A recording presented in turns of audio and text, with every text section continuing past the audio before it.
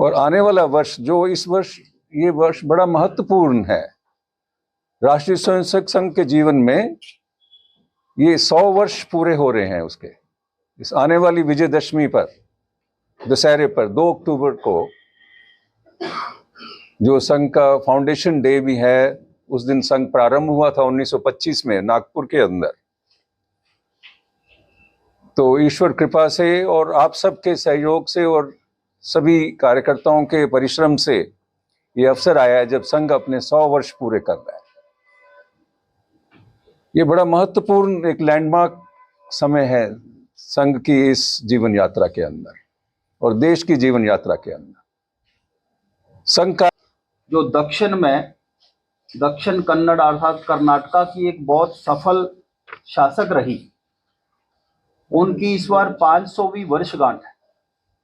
और इस वर्षगांठ के उपलक्ष्य में एक वक्तव्य भारत की अप्रतिम महिला स्वतंत्रता सेनानी महारानी अब्बक्का जी की 500वीं शताब्दी वर्ष के उपलक्ष्य में ये प्रस्ताव पारित किया गया, ये वक्तव्य जारी किया गया।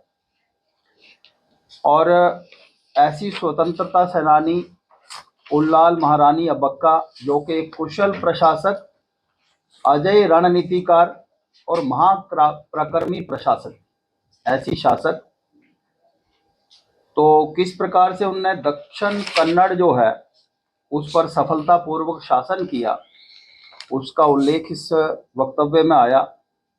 और राष्ट्रीय स्वयंसेवक संघ उनकी 500वीं वर्षगांठ पर उनकी जो अजय विरासत है उसको हृदय से श्रद्धा सुमन अर्पित करते हुए उनका स्मरण किया गया।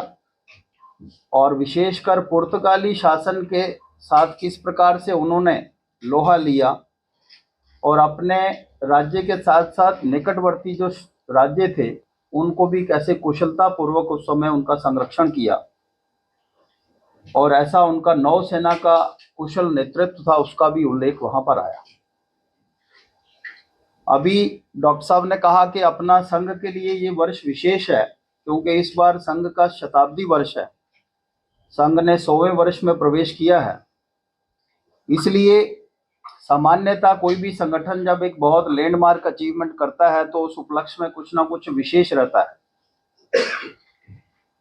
परंतु पूजनीय सरसंघ चालक जी ने कहा कि हमको इस समय भी आत्म अवलोकन करने की आवश्यकता है। कोई बहुत ज्यादा उत्सव संघ मनाकर अपने शताब्दी वर्ष को मनाएगा, ऐसा नहीं है। आत्मचिंतन और समाजोन्मुखी होकर हम सबको सोचना है। इसलिए अपने इस शताब्दी वर्ष के अंदर, जहां संपूर्ण देश के अंदर अपने संघ कार्य का दृढ़ीकरण हो, उस उपलक्ष्य में भी कुछ विचार हुआ। हर विषय पर संघ चिंतन करता है। इस वर्ष भी देश के अंदर की आंतरिक स्थिति, देश के बाहर की परिस्थितियां, सब पे वहां चिंतन हुआ। कुछ प्रस्ताव पारित किए गए। आप जानते हैं कि हमारे बिल्कुल बगल में बांग्लादेश के अंदर जो एक सत्ता परिवर्तन हुआ अनडेमोक्रेटिक, और उसके कारण वहाँ पे हिंदू और अन्य अल्पसंख्यक समुदाय जो थे उनके ऊपर बहुत जुल्म हुए, तो इसके बारे में भी वहाँ चिंतन किया गया। और एक प्रस्ताव बांग्लादेश के अंदर हिंदू समाज के साथ एकजुटता से खड़े रहने का आह्वान किया गया। तो इन प्रस्तावों की कॉपीज आपको मिलेंगी। प्रमुखतया उसमें यही था कि एक तो उनके जो समस्याएं वहाँ की हैं उसके समाधान के लिए भारत सरकार से अनुरोध था कि हम वो अपने उस बांग्लादेश की वर्तमान सरकार से संपर्क बनाए रखें और हिंदू और सभी माइनॉरिटीज़ वहाँ पे, जिसमें क्रिश्चियंस और कुछ मुस्लिम समुदाय भी हैं जिसके अंदर जिनके ऊपर एट्रॉसिटीज़ हुई हैं, अहमदियाज और दूसरे समुदाय भी, तो उन सब की सुरक्षा के लिए यत्न किए जाएं। और अंतर्राष्ट्रीय समुदाय के साथ भी उनसे भी अनुरोध था कि वो भी इस चिंता को व्यक्त करें।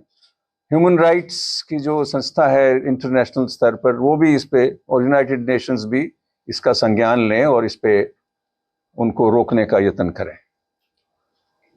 और किस प्रकार से उस क्षेत्र के अंदर शांति आ सकती है।